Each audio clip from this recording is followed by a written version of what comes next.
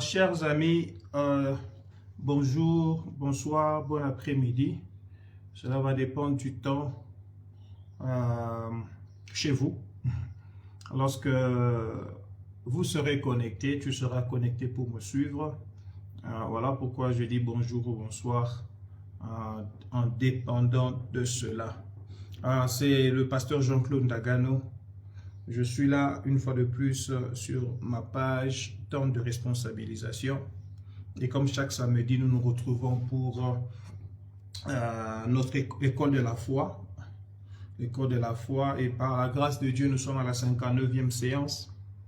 Nous avons commencé depuis l'année passée au mois de janvier, chaque samedi. Et donc, 13h, heure de Kinshasa, 14h, heure de l'Afrique du Sud.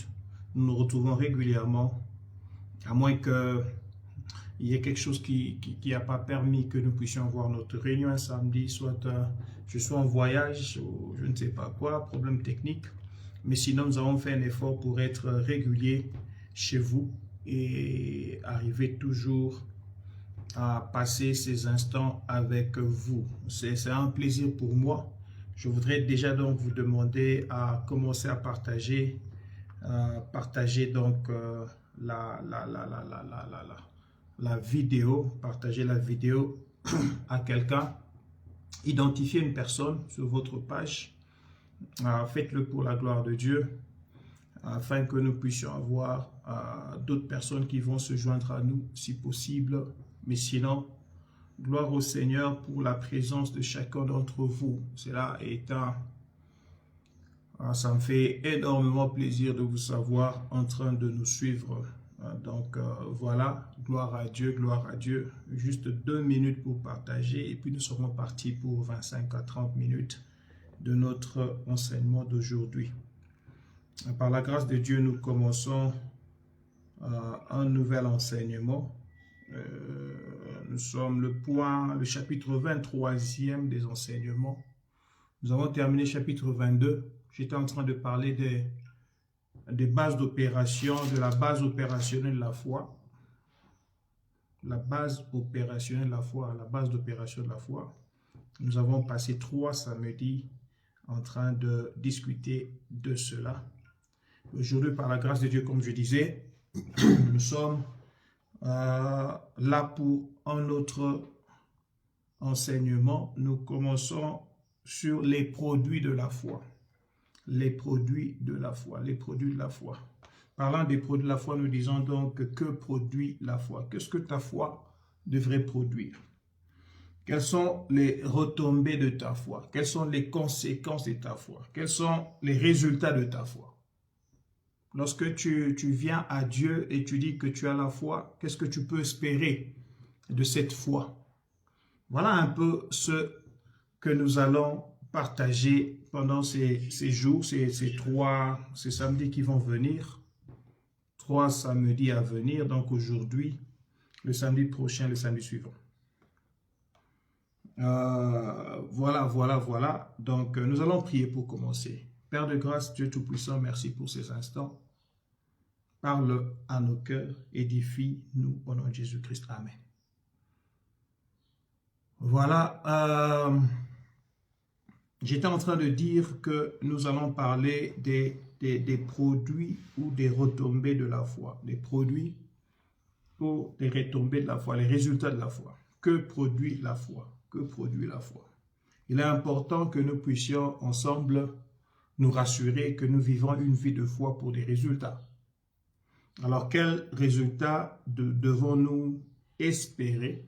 Quels résultats devons-nous espérer, escompter de la part de Dieu lorsque nous nous disons que nous lui amenons la foi? Rappelez-vous, la foi est une ferme assurance des choses qu'on espère. La foi est une démonstration des choses qu'on ne voit pas. Donc, la foi produit des choses. Donc, à partir de la définition déjà, quelqu'un va me dire, pasteur, lorsque vous parlez des produits de la foi, je connais déjà les produits de la foi. Les produits de la foi sont des choses. Parce que la Bible dit la foi est une ferme assurance des choses qu'on espère. Mais c'est aussi une démonstration de celles qu'on ne voit pas.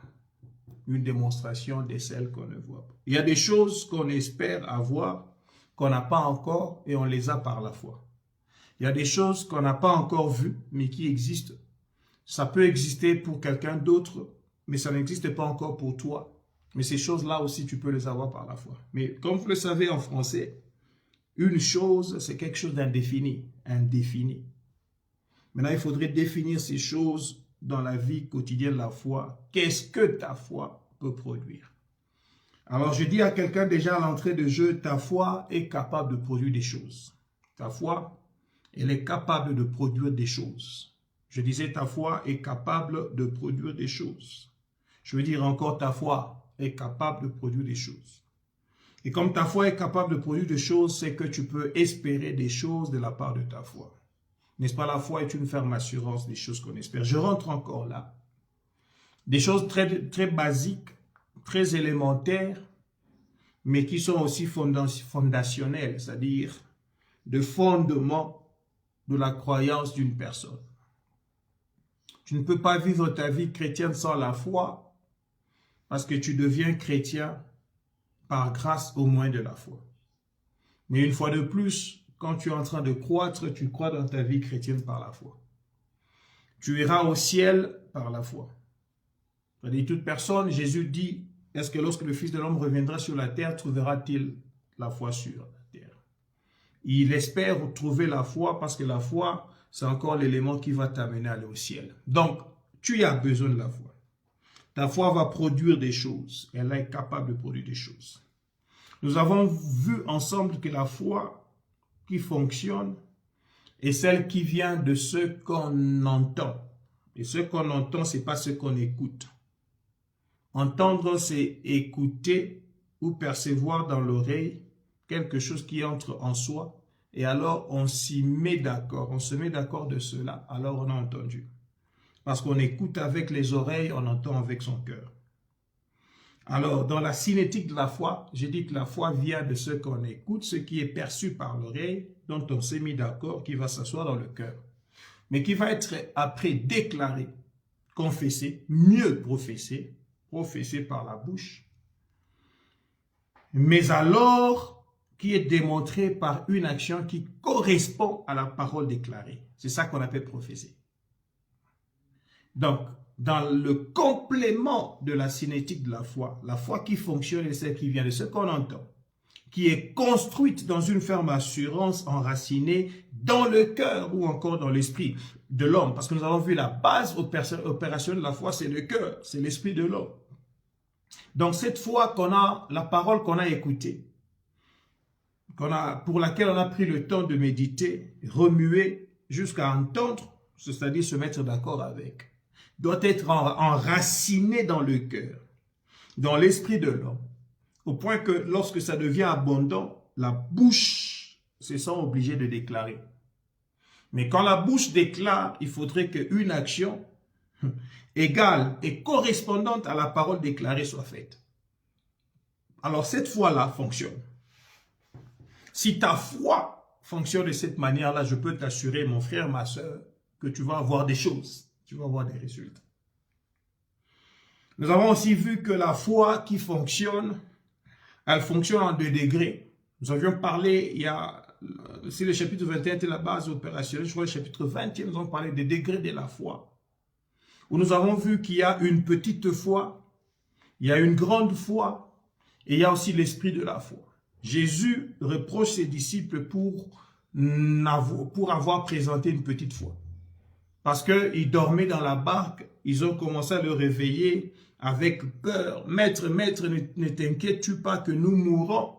Jésus se réveille, il chasse le vent, il calme la tempête, et puis il regarde ses disciples, se fâche contre eux. Il leur crie, il dit, jusqu'à quand je serai avec vous, homme de peu de foi, homme de petite foi? Mais à la femme syrophénicienne qui est venue pour demander la guérison de sa fille, Jésus va dire, femme, ta foi est grande. Et en Israël, ici, je n'ai pas vu d'aussi grande foi. La foi de la femme syrophénicienne comme la foi du centenier romain. Donc, bien-aimé le Seigneur, nous avons parlé de la foi qui fonctionne, mais elle fonctionne en 2 degrés. Alors, tous ces degrés-là, que ce soit une petite foi, une grande foi, un esprit de foi, elles doivent toutes être liées à la parole vivante de Dieu afin de pouvoir produire le résultat. Parce que ça dépend de la manière dont tu es connecté à la parole, la manière dont tu crois à la parole, qui va déterminer si ta foi sera petite, elle sera grande ou tu auras l'esprit de foi. Ou la foi surnaturelle. C'est-à-dire, plus je crois mordicus à la parole de Dieu, j'y m'y accroche, ma foi s'agrandit. Mais il y a beaucoup de gens, comme nous avons vu, qui voient leur foi être considérée petite parce que la petite foi, c'est celle qui est encore sujette à quoi? Au doute, à la peur, aux inquiétudes.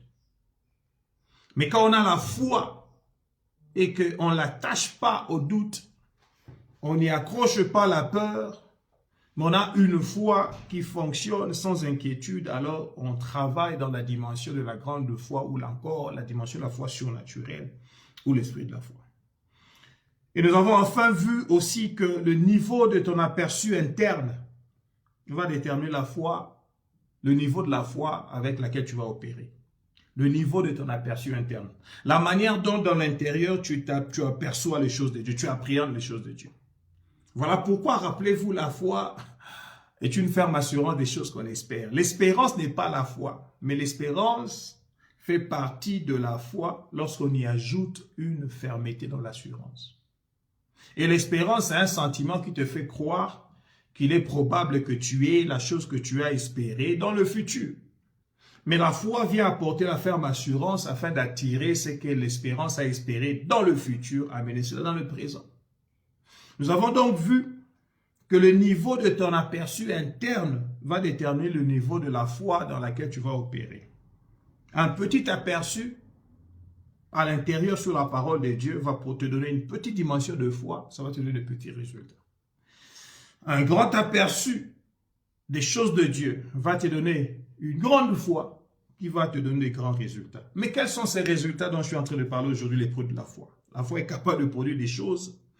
Nous allons parler de trois choses. La victoire, les guérisons sur tout point, toutes sortes de guérisons. Et puis enfin, les miracles et les merveilles. Les signes, les miracles et les merveilles. Signs and wonders. Les signes, les miracles et les merveilles.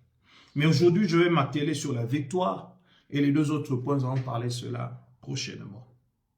Donc, ce genre de foi va produire la victoire dans ta vie. Oui, gloire à Dieu, prophète. Le niveau de ton aperçu intérieur, oui, va déterminer le niveau de la foi auquel tu vas opérer. Merci pour nous rappeler cela. Voilà les trois produits de la foi dont nous allons parler. Lorsque je dis la foi est une ferme assurance des choses, je dis le mot chose, c'est encore indéterminé, mais on peut maintenant, c'est indéfini, on peut définir ces choses en les nommant. 1, victoire. 2, guérison. 3, miracle et signe. Parlons de la victoire. Bien-aimé dans le Seigneur, la foi produit la victoire. La foi produit la victoire. Tu as besoin de la foi pour vaincre. Nous sommes dans un monde où il y a des contestations, des confrontations, où le diable veut prendre la place, où il veut gagner. Mais il faudrait que tu comprennes que pour que tu puisses gagner dans la vie, tu puisses triompher, tu as besoin de la foi. Dans tous les obstacles de la vie, chaque obstacle est sujet à l'autorité de la foi. Je disais, chaque obstacle est sujet à l'autorité de la foi, parce que la foi nous donne la victoire. 1 Jean chapitre 5, verset 4. 1 Jean chapitre 5, verset 4. Je peux lire à partir du verset 1er pour que vous compreniez le contexte. Parce que le titre ici dans la Bible de Louis II, Scofield, ça dit la foi, principe qui triomphe des conflits avec le monde. La foi, principe qui triomphe des conflits avec le monde. Donc la foi, c'est un principe qui te donne la victoire. Quiconque croit que Jésus est le Christ est né de Dieu, et quiconque aime celui qui l'a engendré, aime aussi celui qui est né de lui. Nous connaissons que nous aimons les enfants de Dieu lorsque nous aimons Dieu. et que nous pratiquons ses commandements. Car l'amour de Dieu consiste à garder ses commandements et ses commandements ne sont pas pénibles. Verset 4. Car tout ce qui est né de Dieu triomphe du monde. Et la victoire qui triomphe du monde, c'est notre foi. Et la victoire qui triomphe du monde, c'est notre foi. La foi nous donne la victoire. Lorsque nous lisons 1 Jean chapitre 4, verset 4, 1 Jean chapitre 4, verset 4, il est écrit, « Vous, petits enfants, vous êtes de Dieu, et vous les avez vaincus parce que celui qui est en vous est plus grand que celui qui est dans le monde. » Vous les avez vaincus. Pourquoi? Parce que celui qui est en vous est plus grand que celui qui est dans le monde. Il est important que tu puisses arriver à croire que le Dieu qui est en toi est plus grand que tout autre Dieu qui est dans le monde. Il est important que tu commences à croire que tu as acquis la victoire parce que le Dieu qui est avec toi est un Dieu victorieux. Donc j'étais en train de dire à quelqu'un, la foi donne la victoire. Comment la foi donne-t-elle la victoire? C'est en acceptant la vérité de la parole et en acceptant de la pratiquer ou de l'appliquer dans sa vie qu'on commence à voir les résultats.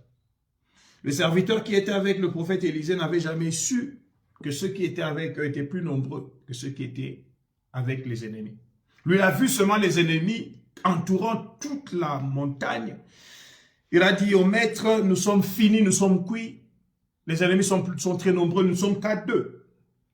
Le prophète a dû prier, a dit à Dieu, ouvre les yeux de ce jeune homme afin qu'il voie, il voie ceux qui sont avec eux. En ouvrant les yeux spirituels de cet homme, il a vu les anges qui étaient autour, étaient plus nombreux que toute l'armée qui les attaquait.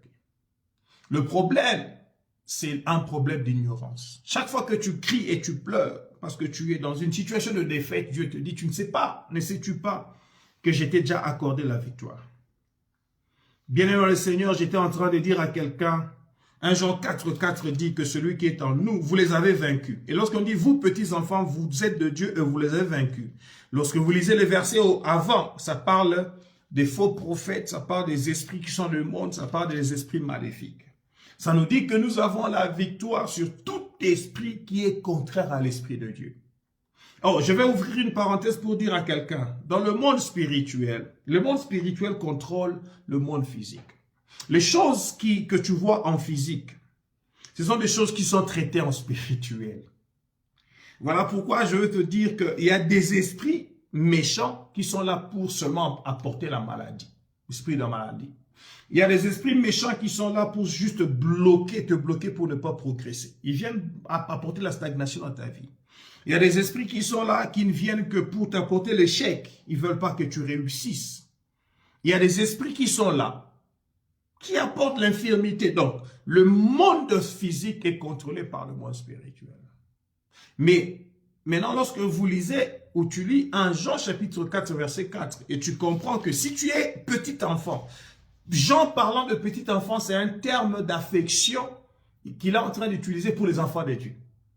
Donc, si tu es enfant de Dieu, si tu appartiens à Dieu, si tu es de la famille de Dieu, si tu es du clan de Dieu, tu peux savoir que tu as, la Bible dit, pas vous, tu les vaincras. La Bible dit, vous les avez vaincus. C'est-à-dire la victoire t'a déjà été donnée. La victoire t'a déjà été accordée. Et comment? Il dit, car celui qui est en vous est plus grand que celui qui est dans le monde. Que tout celui qui est né de Dieu puisse accepter que lui, il triomphe du monde. La victoire qui triomphe du monde, c'est notre foi. Oh, bien-aimé le Seigneur, la foi, c'est la réponse de Dieu pour les problèmes de l'homme et des problèmes des échecs de l'homme. La victoire, la foi, c'est la réponse à tous les traits enflammés du diable qui cherchent à vous donner un échec ou vous bloquer pour vous tuer ou vous détruire. Vous savez, lorsque nous avons étudié les armures de Dieu dans Éphésiens chapitre 6, au verset 16e, il dit, prenez par-dessus tout, quoi? Le bouclier de la foi, avec lequel vous allez être capable de faire quoi? D'éteindre tous les traits enflammés du diable. La Bible ne dit pas que vous serez capable d'éteindre quelques traits enflammés du diable. C'est-à-dire vous aurez la victoire sur un trait, sur 2 traits, sur 3 traits, et sur les 7 autres traits des 10 qu'il y a, vous allez être perdant. Non, non, non, non. La Bible dit, prenez par-dessus tout le bouclier de la foi, avec lequel vous allez éteindre tous les traits enflammés du diable. Donc la foi me donne la victoire sur tous les traits enflammés du diable. Je vais dire à quelqu'un, nous avons la victoire sur tous les esprits. Nous avons la victoire sur tout ce qui vient contre nous afin de pouvoir apporter ce qui est contraire à ce que Dieu veut que nous puissions recevoir. La foi, c'est le par-dessus de toutes les armes de Dieu et par laquelle nous recevons la victoire par-dessus tout.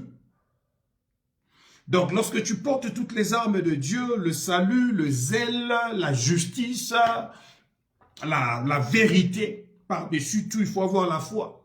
La foi, c'est ce que le monde va voir, ce que dans les esprits ténébreux, ils voient ta foi. On veut te mesurer par rapport à ta foi. On te tente, on sent ce que tu vas dire.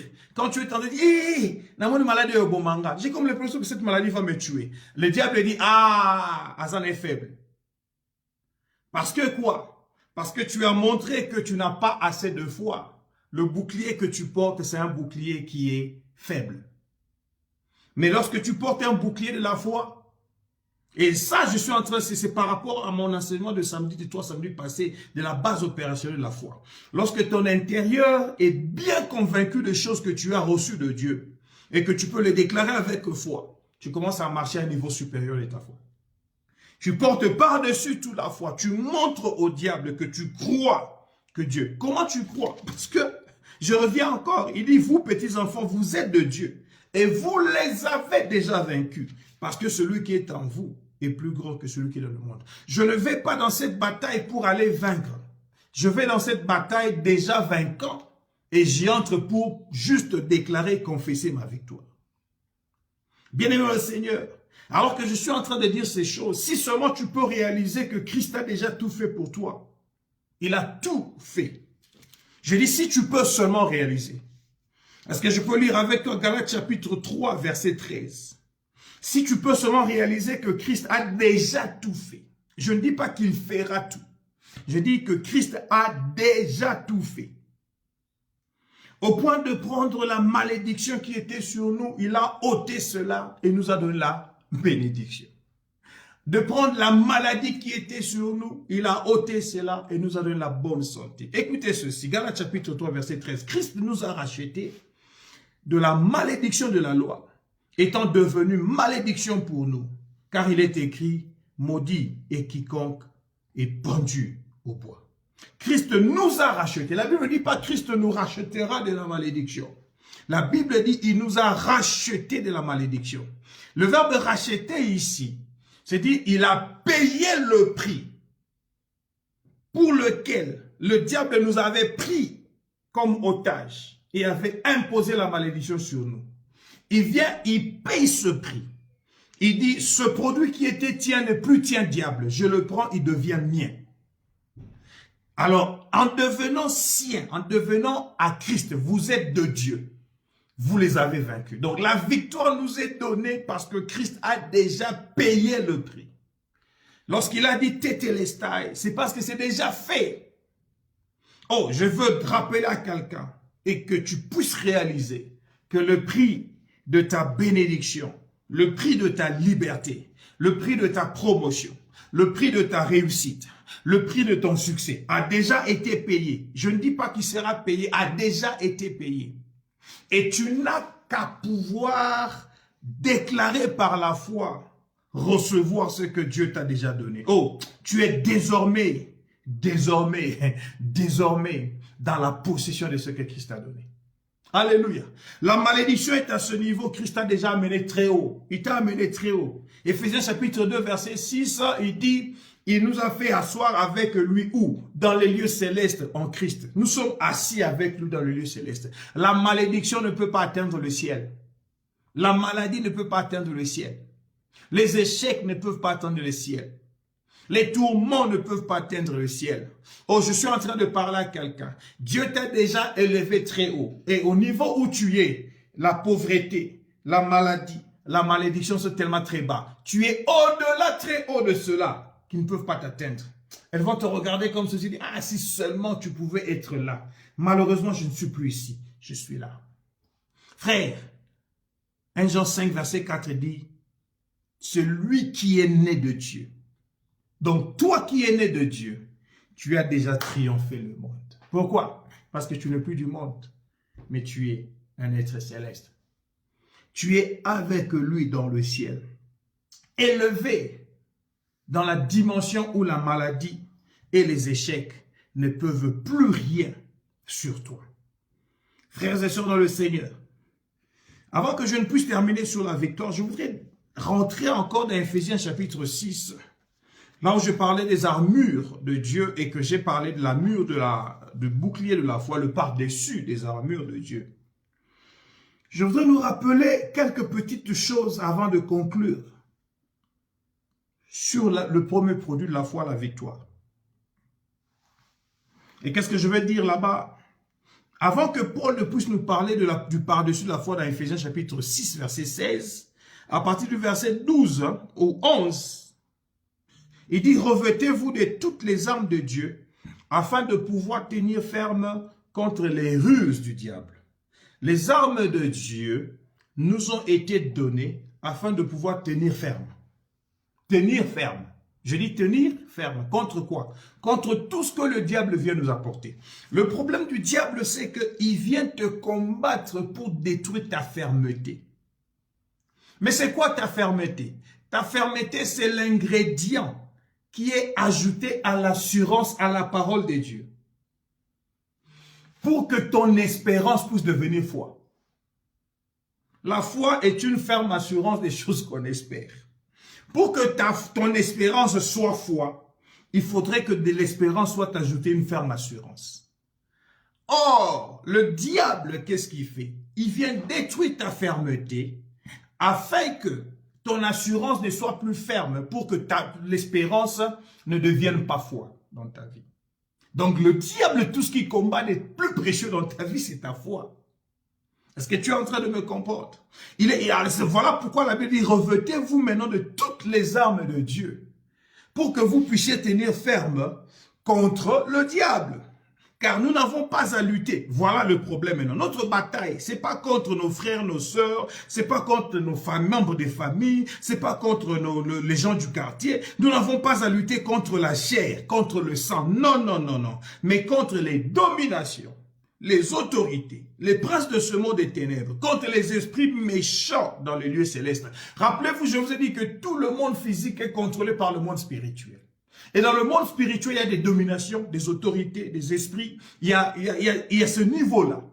Dans le monde spirituel, qui es-tu? Qu'est-ce que tu représentes le monde spirituel? Si tu es petit dans le monde, tu seras écrasé. Et être écrasé dans le spirituel, tu seras écrasé sur le physique. Il dit, nous n'avons pas à lutter. Verset 13, c'est pourquoi prenez toutes les armes de Dieu. Deuxièmement, il avait dit, revêtez-vous de toutes les armes. Il dit, prenez toutes les armes de Dieu. Afin quoi? De pouvoir résister dans le mauvais jour. Et encore faire quoi? Tenir ferme après avoir tout à tout surmonté. Encore ferme. C'est encore la foi ici qui vient entrer. Afin de pouvoir résister dans le mauvais jour et aussi tenir ferme après avoir tout surmonté. C'est-à-dire, j'ai vaincu ici, j'ai vaincu là-bas. Je ne perds pas ma foi jusqu'à la fin. Après avoir tout surmonté, je demeure ferme. Jésus dit, quand le Fils de l'homme reviendra, trouveras-tu la foi? Tu as vaincu les maladies, tu es guéri. Tu as vaincu les échecs, tu as la victoire. Tu as vaincu, je ne sais pas, la stagnation, tu es promu. Mais quand Christ va revenir, est-ce que tu auras tout vaincu pour aller au ciel? Est-ce que tu auras tout vaincu pour aller au ciel? Parce qu'il faut que ta victoire puisse aller jusqu'au bout. Il dit, afin de pouvoir tenir ferme, après avoir tout surmonté. Il va encore au verset 14. Il dit, tenez donc ferme. Bien aimé dans le Seigneur. Je suis ici en train de dire à quelqu'un, la victoire nous est accordée par la foi. Et le diable combat notre foi afin que nous n'ayons pas la victoire. Si tu veux avoir la victoire, demeure un homme de foi. Et dans la foi, c'est la fermeté qui compte. Parce que la foi est une ferme assurance des choses qu'on espère.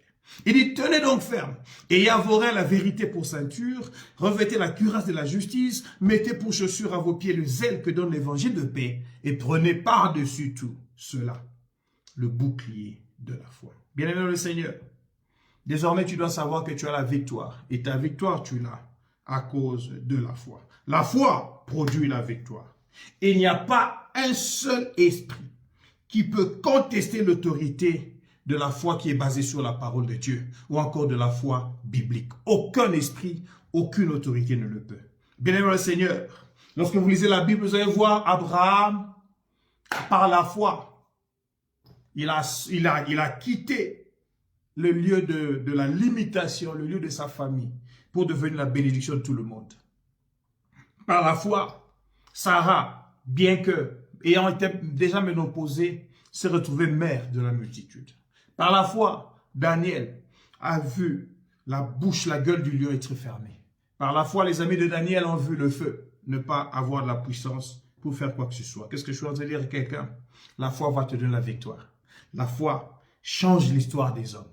Les hommes qui étaient vaincus hier sont devenus des vainqueurs aujourd'hui à cause de la foi. Et c'est aujourd'hui ton tour de pouvoir aussi devenir vainqueur par la foi. Je termine par vous dire cette phrase ici de Bishop Oyedepo. Il dit ceci. En anglais, il dit « Once faith is at work, every devil goes on break. Once faith is at work, every devil goes on break. » En français, ça dit ceci. Une fois la foi est en action, en application, en travail, tout petit démon, tout démon va en congé. Donc tu peux renvoyer les démons de ta vie en congé, simplement par la foi. C'est-à-dire, ils ne travailleront plus jamais parce que tu es un homme de foi. Je t'invite à mettre ta foi en application, mettre ta foi en travail, afin que tu puisses avoir la victoire sur tout. Au nom de Jésus-Christ, prions. Dieu de grâce, Dieu tout-puissant, je te bénis, je te rends grâce pour ces instants que nous avons passés dans ta présence, pour ces enseignements. Merci pour les produits de la foi. Merci pour quelqu'un qui a été édifié, qui va recevoir la victoire par la vie de sa foi. Au nom de Jésus-Christ. Amen. Que Dieu vous bénisse. À samedi prochain pour la suite de ces enseignements sur les produits de la foi. Bye bye.